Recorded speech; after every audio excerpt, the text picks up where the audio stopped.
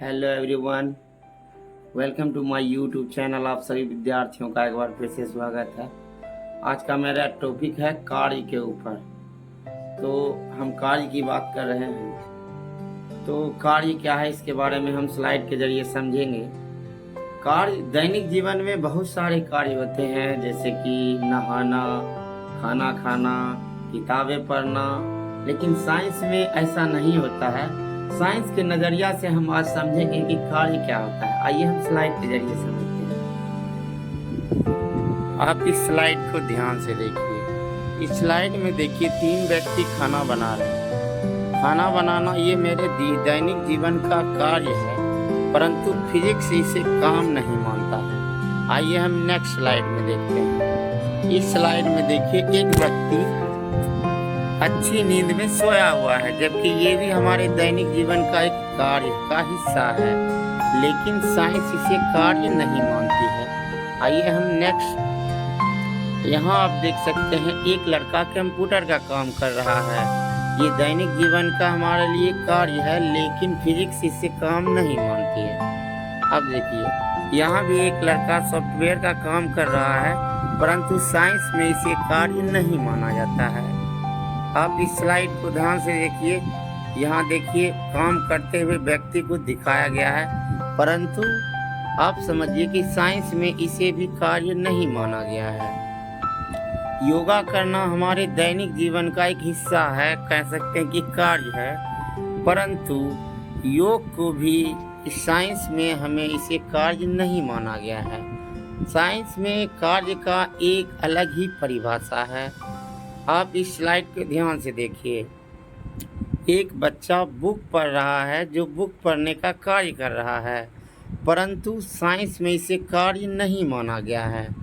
तो आइए हम देखते हैं कि कार्य किसे कहा जाता है। तो विज्ञान के नजरिया से कार्य क्या है, इसको आप समझिए। किसी वस्तु पर बल लगाकर बल की दिशा में विस्थापन करना कार्य कहलाता है। या आप यूं कह लीजिए कि किसी के अवस्था में परिवर्तन करना कार्य हो सकता है। किसी गतिमान वस्तु को विराम अवस्था में करना कार्य हो सकता है। जैसे कि हम समझे कि कोई साइकिल चलाते हुए व्यक्ति आ रहा है और उस साइकिल को हम अपने बल से रोक दें, तो हमने कार्य किया है। सेंस की गतिमान वस्तु को हमने विराम अवस्था में कर दिया, तो हमने कार्य किया। किसी के गति में परिवर्तन करना कार्य कहलाता है। किसी के स्थिति में परिवर्तन करना कार्य कहलाता है। जब हम किसी वस्तु का डिस्प्लेसमेंट कर पाते हैं तो हम कार्य करते हैं।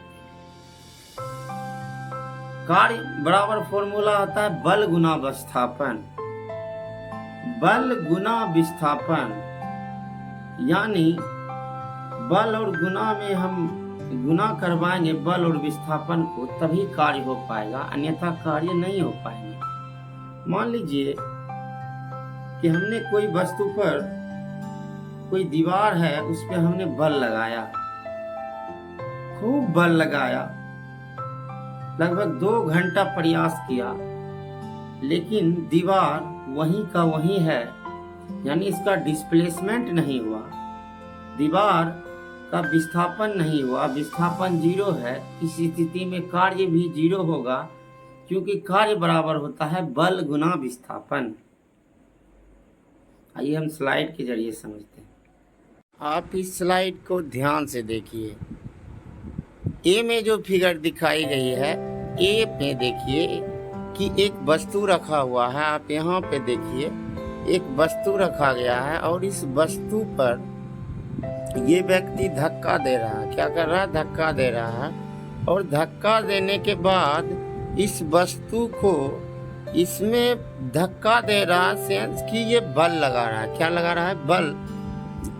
एक व्यक्ति इस वस्तु पर बल लगाकर, वस्तु यहाँ थी और वस्तु को यहाँ ट्रांसफर कर दिया है।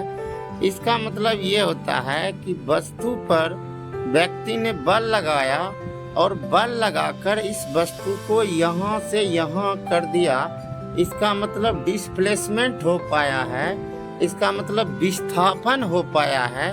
इसका मतलब ये होता है कि कार्य हुआ है। कार्य का परिभाषा हमें यही ज्ञान देता है कि जब हम किसी वस्तु पर बल लगाते हैं और बल लगाकर बल की दिशा में जब हम वस्तु को डिस्प्लेसमेंट कर देते हैं तो हम पाते हैं कि हमने कार्य किया है। आप यहाँ ध्यान से इस स्लाइड को, आप इस फिगर को ध्यान से देखिए। एक व्यक्ति किसी वस्तु पर बल लगाता है और बल की दिशा में इस वस्तु को डिस्प्लेसमेंट करके यहाँ लाया, इसका मतलब इस व्यक्ति ने कार्य किया है। अब बी नंबर फिगर में आप ध्यान से देखिए, एक दीवार है, एक व्यक्ति बल लगाता है, बल लगाता है, लेकिन डिस्प्लेसमेंट विस्थापन इसका शून्य है। इसका मतलब ये हुआ कि इस दीवार में इन्होंने बल तो लगाया परंतु इसका डिस्प्लेसमेंट 0 है, मतलब विस्थापन ही नहीं कर पाया। अगर डिस्प्लेसमेंट 0 हो गया तो हमारा कार्य शून्य हो जाएगा, क्योंकि कार्य का फॉर्मूला कहता है बल गुना विस्थापन। क्या कहता है? बल गुना विस्थापन। किसी वस्तु पर बल लगाकर बल की दिशा में डिस्प्लेसमेंट का गुणनफल, बल और डिस्प्लेसमेंट विस्थापन का गुणनफल कार्य कहलाता है। इसका मतलब अगर यहाँ या तो फोर्स 0 हो गया या डिस्प्लेसमेंट 0 हो जाता है तो इस स्थिति में मेरा कार्य भी शून्य हो जाता है।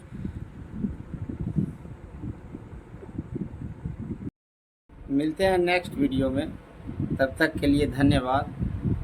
आप मेरे चैनल को सब्सक्राइब कीजिए, लाइक कीजिए। धन्यवाद। मिलते हैं नेक्स्ट वीडियो में।